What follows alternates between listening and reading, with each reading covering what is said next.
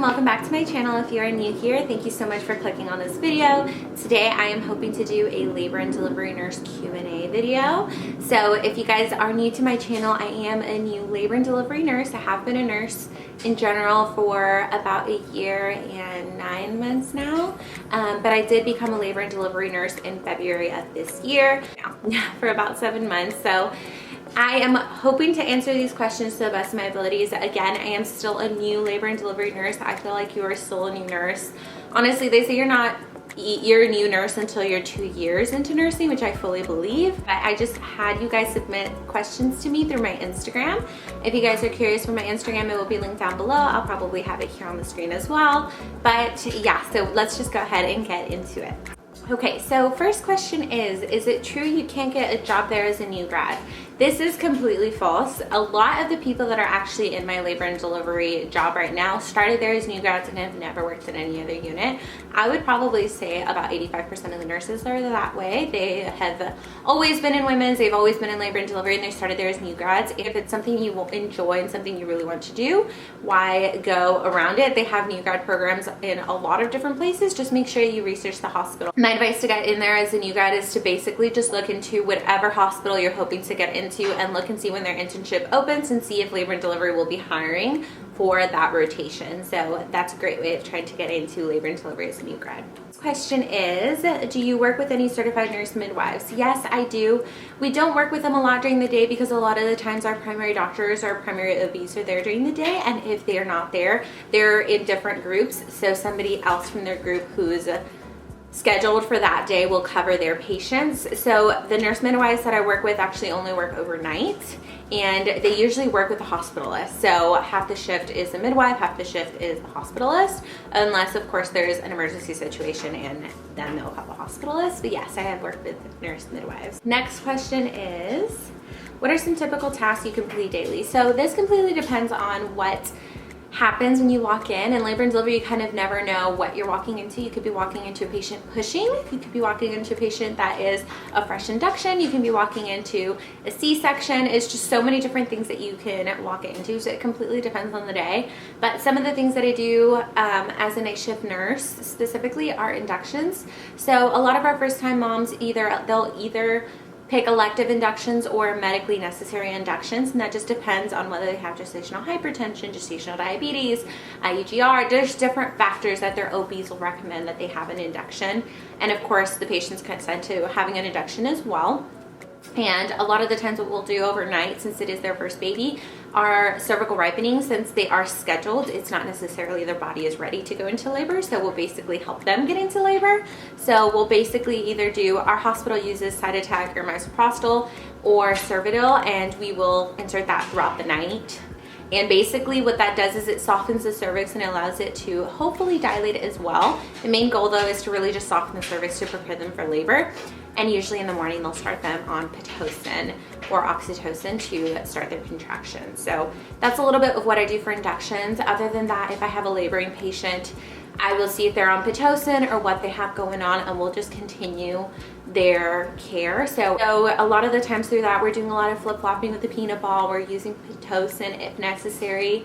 And we're just doing different interventions to try to get them to, of course, progress.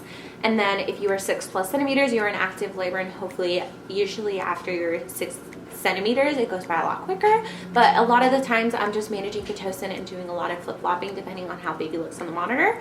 And in general, using the peanut ball and moving your patient is the best way to help them progress through the labor. We have a C-section at night. We never have scheduled C-sections. They're always scheduled for the day. But of course, sometimes our vaginal deliveries can turn into stat C-sections, or they can just turn into C-sections in general that are unscheduled. So a lot of what that looks like is just preparing a vaginal delivery for a C-section. So we have to clip them, clean them, CHG wipe them, get off all their jewelry, get them ready for the C-section, answer any questions that they may have. Of course, the doctor, their OB will come and talk to them, but of course a lot of the times when it's in such a rush, they have a lot of questions, but we'll prepare them, we'll prepare their family member, whoever, their spouse that goes to the back with them, and we'll just circulate in the OR.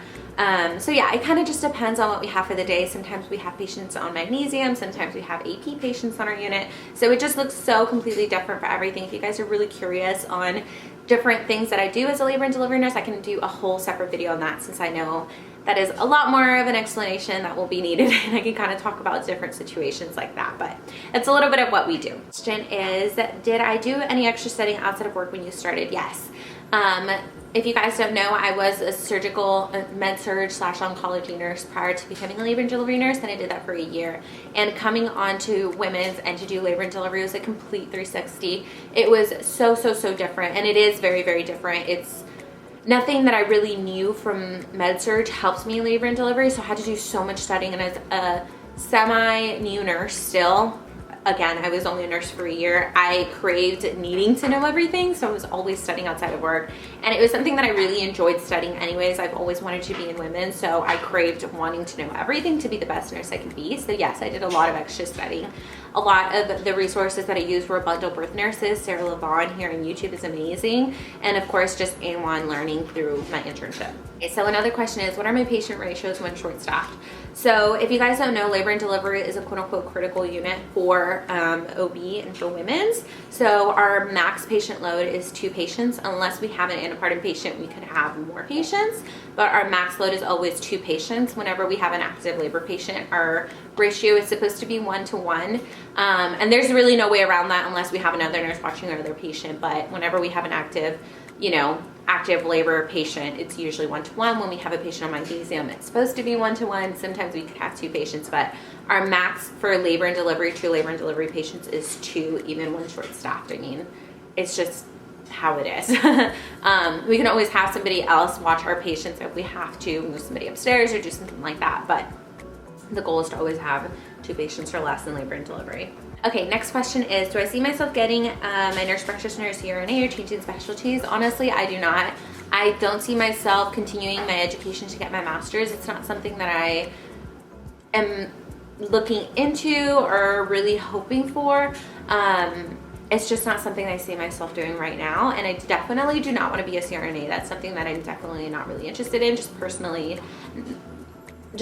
not something I enjoy. Next question is interview tips for L&D. So some of the tips that I have for labor and delivery nurses or new labor and delivery nurses or even changing specialties is really, which this goes for a lot of different interviews in general, but really just try to look for questions online. A lot of the questions they'll ask you will be on supporting your patient, just like they will be on other units. A lot of emotional support. They will ask you why you want to do women's, why you want to do labor and delivery. Just make sure you really do have a true answer for that, not just, oh, I just think it'd be interesting, or oh, I think it'd be cool. I think that what's something along the lines of what I said for my interview is, I just love the connection that you get with your patients is something that they'll take with them forever. I mean, any mom that you meet, they'll talk about their nurse, their labor and delivery nurse whenever they have their babies. That's something that they will remember always. Some patients won't even remember their doctors because a lot of the times the person that's there with them throughout their entire labor is going to be the nurse, and their doctor usually just comes in last minute whenever the baby's ready to come out, or they'll just come and round on them, but it's not necessarily that they'll be there all day for them. So you have to really talk a lot about connecting with the patient, having an emotional connection with the patient, and kind of that. I remember saying along the lines of, I just want to have that emotional connection with my patient, and I feel like it's just very important for someone's birth experience to really connect with them. Of course, sometimes you can't, but a lot of the times it's just supporting the patient and trying to truly understand the patient. And that's kind of what I suggest for interview tips. I feel like this could also be a completely different video if you guys are interested. I just don't want to go too much into it, but that's kind of short and sweet what I would suggest for your interview tips. Is just trying to find situations in which you went through a nursing school or went through if you were a previous nurse at a different unit, where you emotionally connected with patients and use that to answer your questions for labor and delivery. Next question, did it take a long time to learn to read the strips? So a lot of our internship, we went through a lot of different case studies for the strips, like the fetal monitoring. I feel like it did take me a good few months, and I still sometimes, I mean, labor nurses all the time will just ask other people for advice. Every single strip is so different, so it's not like it's gonna fit into the mold of everything that you see, like what you practice. So it did take me a little bit to really learn how to read the strips. I feel like it's something that you have to continuously be on top of and continuously be learning. Throughout my internship, I was in the beginner I was in the beginner monitoring class, fetal monitoring class, and I'm actually going to be taking the intermediate monitoring class next month. So it's something that you're continuously learning. There's more that you can always learn. There's more evidence that's always been proven. So I feel like it's just something that you're continuously learning. Again, a lot of our labor nurses will still ask for advice from other nurses. If anything, we'll call the doctor to take a look at the strip and kind of work together to see what's really going on. So yeah, it did take me a little bit to learn, and I still am not like 100%. I don't think anybody is ever 100% on fetal monitoring, but it did take me a little bit to learn. Next question is, am I happier now compared to the surgical oncology days? Yes, 1000%. I feel like I am so fulfilled going to work. A lot of the times, I just literally am walking into my patient room, and I'm just so thankful that I get to be a part of somebody's literally like one of the best days of their life. And I feel like it's such a privilege to be able to do that, and I feel like it's such a privilege to be able to really change somebody's birth experience and to be a part of their birth experience and to really make sure that you're fulfilling them every way that you can. I feel like honestly, it's just amazing. It's beautiful, it's amazing, it's unique, it's awesome. I mean, the first time I saw, actually the first, I think like 3 times I saw vaginal birth, I cried every single time because it was just so magical. I love it. I love the connection that the parents have whenever they meet their little one, and it's just amazing. I wouldn't change it for anything. Next question is, can you be a labor and delivery nurse with an associate's degree? Yes, you can. My unit in particular does hire ADN nurses. A lot of the times they don't hire new grad ADN nurses, but they do hire experienced ADN nurses. And then of course, a lot of the hospitals right now are shifting towards end goal is getting your BSN, so you do have to get it within a certain period of time. But yes, they do hire ADN nurses. Of course, it can vary by hospital, but personally, my hospital does hire experienced ADN nurses. Next, how often do you have sad stories where mom passes or baby passes? So, it's very, very, very rare that we have a mom that passes. While I have been at my hospital, we have not had a mom that passed. That's passed on our unit. We do have a lot of, or not a lot, but we do have a few moms that have been on COVID that have been very, very close, where they've been intubated and they have been basically in an induced coma, but none on our unit in labor and delivery. Those have been in ICU, where we go upstairs and we monitor the baby. But as far as baby passing, I have had, I think now, 3 or 4 patients who have had a demise, and there have been a good amount while I have been there. A lot of the times it's not necessarily that it happens on our unit, it happens prior, and then mom comes in for decreased fetal movement, and then we find that baby has passed. Sometimes we do have an explanation once the baby has been delivered. Other times there's just no true explanation. We don't really get an answer, but we do have a few almost every week, if not every other week, like that.